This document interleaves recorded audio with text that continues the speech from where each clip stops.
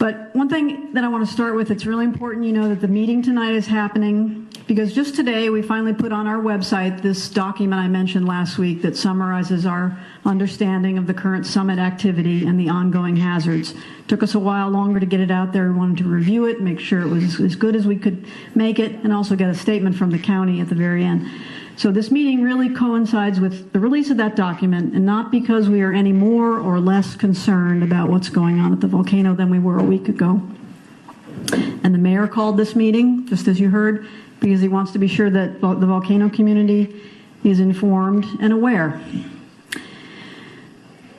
So in terms of what HVO can bring to the table tonight, as you've heard from Don Swanson for many years, Kilauea volcano has a history of explosive eruptive behavior and cycles of caldera formation.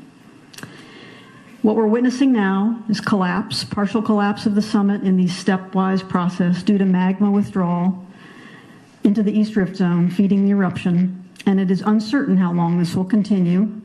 It is uncertain how large this collapse will be, and it is uncertain how violent activity could become associated with this collapse.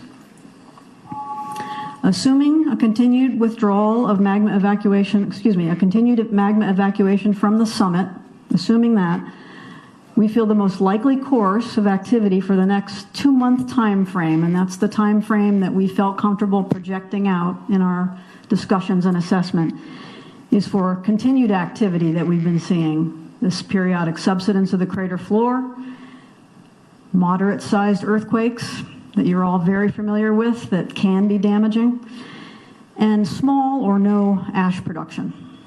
That is our assessment of the most likely activity to continue in the near term.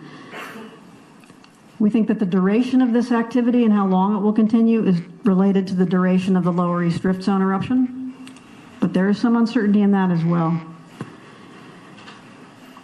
So very hazardous explosions related to the ongoing subsidence in the caldera are considered unlikely in the near term, but it does remain possible if activity should accelerate.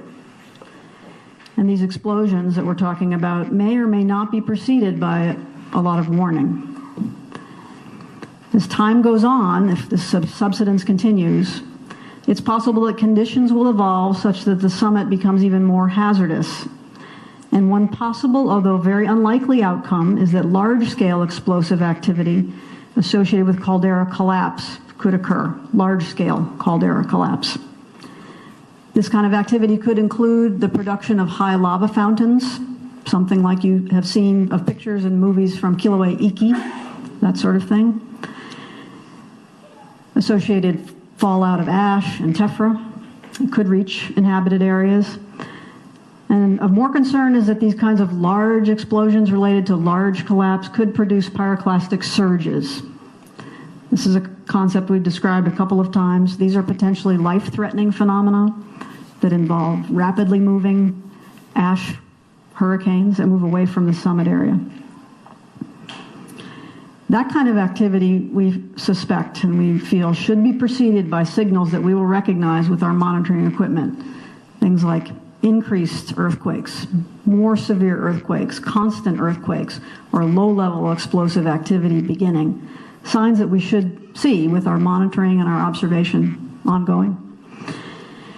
However, it's important to know that the time frames of that warning are really uncertain and they could be short. So that is why we're here tonight, for you to make connection with your Hawaii County Civil Defense and know what they are doing for you to provide warning. And residents should heed those warnings and be prepared to self-evacuate.